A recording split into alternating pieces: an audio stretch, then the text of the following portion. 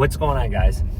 Okay, we all have things in our past that we're holding on to, whether it's grudges, whether it's excuses, whether it's bad feelings, whether it's parts of low self-esteem, whatever it might be. And that's okay. That's normal. It's part of human nature. We all do.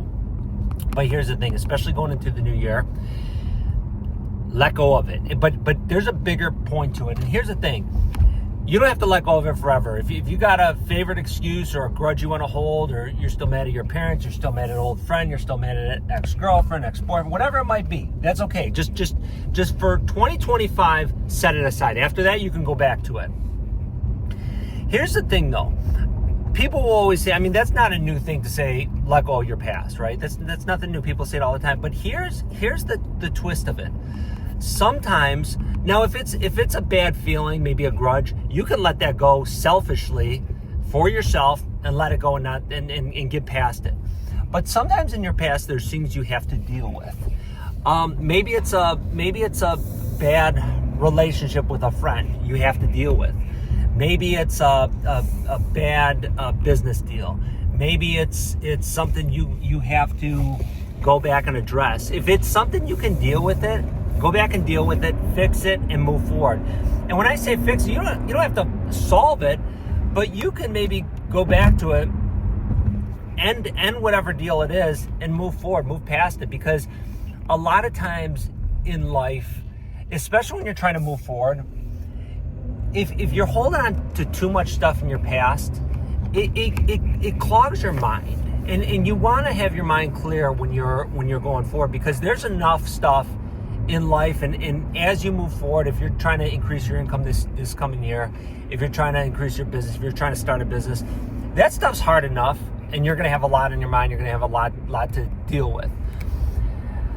You don't want extra stuff to deal with. You don't want extra stuff just clouding your mind. One of the things for me when I was I got a roundabout here and there's a lot of traffic. It could be kind of when I first kind of made that decision, and I'm gonna turn it up. I had a lot in my past that was sorry for the shaky camera a little bit. I had a lot in my past that I was hard on myself. I had a lot of negative self-talk just to myself, right? No one could hear it, just myself. And there got to a point where I said, okay, I think I'm a pretty decent person, right? I'm not perfect, but I don't think I'm a bad person. So I thought to myself, I'm like, I wouldn't talk to someone else the way I'm talking to myself. And that's one of the things that I let go. I had to let that go. I just had to just let it go. And then every time I'd find myself talking negatively to myself, I would recognize what I'm doing and I would just stop. Even if I thought nothing else, I would just stop the negative talk. A lot of times too, we, especially with social media, people hold on to past relationships, whether it's with friends, whether it's with ex-girlfriends or boyfriends.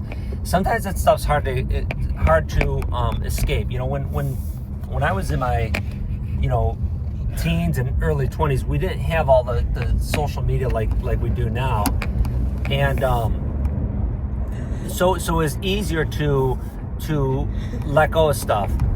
What you're holding the camera and you're laughing. It's okay if it shakes. It's no big deal. I'm having my daughter hold the camera, so while we're driving, because I had this thought. I'm like, I gotta get this recorded no matter where we're at. But we couldn't escape. I mean, we could escape, relationships, whether it's with friends or with exes. But now it's if you have to delete people, and you have friends of friends that are maybe on your, whether it's Facebook, Instagram, whatever it might be.